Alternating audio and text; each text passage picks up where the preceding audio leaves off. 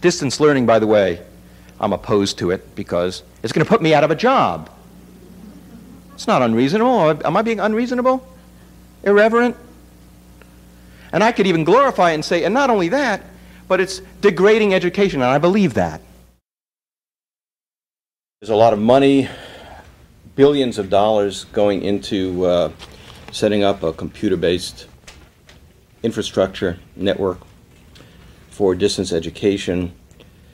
Promoters are tirelessly promoting the alleged pedagogical and economic advantages, as well as the democratic significance of this movement for distance education, that is taking education out of the classroom. It's instructive that I don't know of any single press release by any university in North America, and I'm from Canada, about a report, a study, an insight into this phenomenon from a critical perspective. But if this is a scam, or a boondoggle, or a waste of money, or an endangerment to education, who's going to alert the taxpayer who think that they're going to be enhancing education? Who's going to guarantee that what you have is not lost? When we talk about distance education and technology, if anyone raises any questions, the answer is, it's the future. End of discussion. This afternoon we were having a conversation, a very, for me, very helpful conversation about some of these issues. And again and again, the concern arose that anyone who raises any questions, even if they're questions about the legal status of the stuff that you put online, who owns it, okay, or the politics of it, or the finances of it. If you ask any question, or the pedagogical value of it, if you ask any questions, you're immediately dismissed as anti-technology. Technology is in, as you all know, it not only has to be maintained, but it has to be upgraded, okay? So what is a capital expenditure today will necessitate a capital expenditure tomorrow.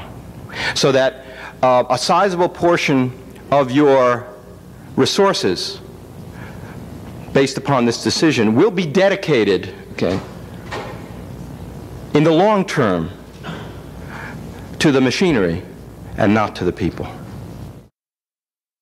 Teachers are no longer educators, they are producers of commodities.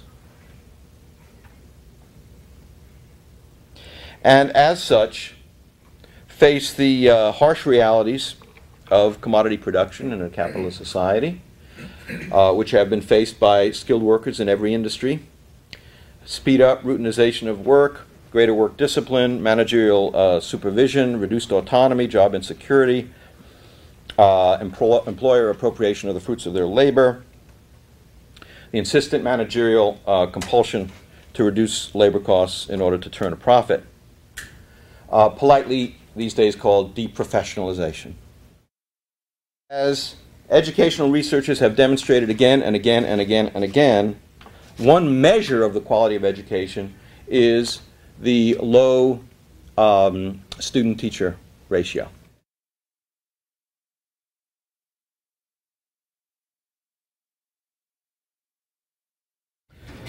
The pioneers of the distance education movement, and they use the phrase distance education, promised anytime, anywhere education.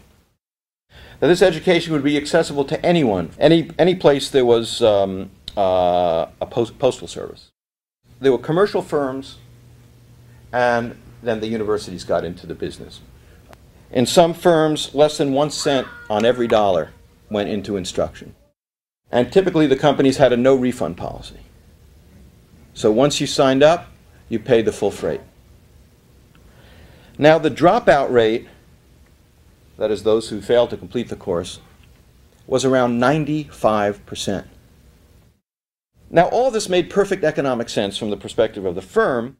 Students were required to pay up front without the possibility of a refund, and instructors were paid on a piecework basis.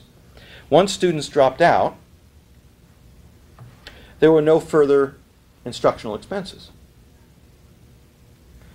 So what remained of the upfront payment was pure profit, which was called dropout money. This is the economics, and by the way, it remains the economics, of correspondence education. The first and by far the most damning salvo came from Abraham Flexner. He excoriated the American universities for their commercial preoccupations, for having compromised their defining independence and integrity, for having abandoned their unique and essential social function of disinterested, critical, and creative inquiry. Again, this is in 1930. The whole thing is business, he said. The whole thing is business, not education. Flexner's critique sent shockwaves through academia. It prompted all sorts of internal reflection. At Columbia, the blow was ultimately fatal. 6 years after Flexner's attack, Columbia shut down correspondence education. In short, the dire implications of this second distance education craze outstrip those of the first. Even if it fails to deliver on its economic or pedagogical promise, as it certainly will, its promoters will push it forward nevertheless, given the investment entailed, leaving a legacy of corruption and ruin in its wake. We, in my department, will have our technology-enhanced education line, whatever that is. In comparing Napoleon III with Napoleon I, Karl Marx formulated his famous dictum, first time tragedy, second time farce. A comparison of the past and present episodes of distance education suggests perhaps a different lesson, namely that sometimes the tragedy follows the farce.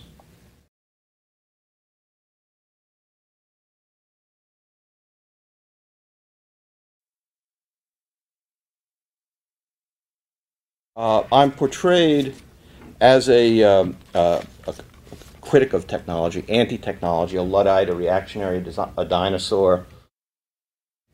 The headline is, "Technology Gadfly Noble to Speak." Okay. Not, say, historian, professor, okay, gadfly, all right? That, you know, in journalistic terms, that frames the whole discussion.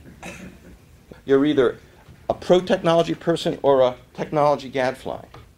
I was out in California giving a talk, and there was someone from the governor's office, and he says, by a show of hands, who here is pro-technology? And people looked at each other, you know, and then hands start going up. And then he says, and who here is a curmudgeon? And believe it or not, hands went up. Okay. By the way, I wrote a book which wasn't mentioned by Hank Bromley, but is more relevant here, called Progress Without People. And the original title in the US edition was called In Defense of Luddism. And it's a history of the Luddites. It's something we should all, I think, know a little more about. And so if someone calls me a Luddite, I'm actually flattered. But in the modern lexicon, it's an epithet. And it's meant to dismiss. It's meant to marginalize.